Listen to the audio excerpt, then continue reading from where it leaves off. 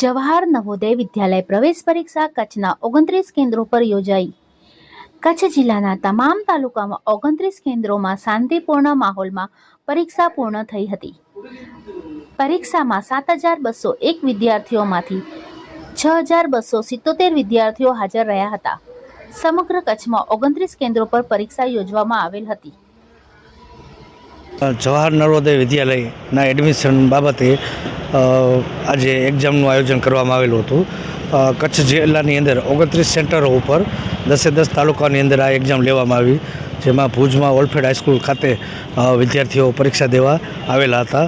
અને આ વિદ્યાર્થીઓને જ્યારે રિઝલ્ટ આવશે ત્યારે એમાંથી ટોપર જે હશે એ વિદ્યાર્થીઓને સિલેક્ટ કરી અને જવાહર નવોદય વિદ્યાલય ડુમરા ખાતે અને સરકારશ્રી તરફથી તમામ શિક્ષણ ફ્રી ઓફ આપવામાં આવે છે।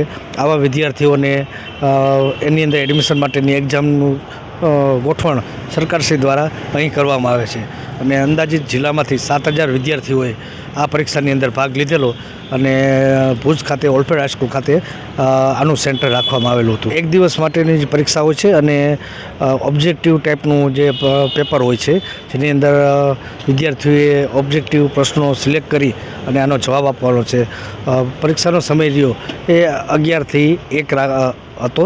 10 વાગે તેની એન્ટ્રી આપી અને પરીક્ષા રહી સારા માહોલમાં વિદ્યાર્થીઓ આપી શકે તે માટે ઓલફેડ હાઈસ્કૂલ ખાતે સવારથી જ અધિકારીશ્રીઓને સાથે રાખી અને સુંદર આયોજન કરવામાં આવેલું। અંદાજે જોઈ શકીએ તો 120 વિદ્યાર્થીઓનું સિલેક્શન થતું હોય છે, જ્યારે 7,000 વિદ્યાર્થીઓ આ પરીક્ષાઓ આપી રહ્યા છે અંદાજિત। ત્યારે આપણે જાણી શકીએ છીએ કે વિદ્યાર્થી અને વાલીઓ આ પરીક્ષા બાબતે જાગૃત છે અને નવોદય વિદ્યાલય એ એક કેન્દ્ર સરકારનો પ્રોજેક્ટ છે અને શિક્ષણ પણ એનું બહુ સારું સ્તર છે, જેથી કરીને વિદ્યાર્થીઓને આની અંદર ઉત્સાહથી ભાગ લઈ રહ્યા છે।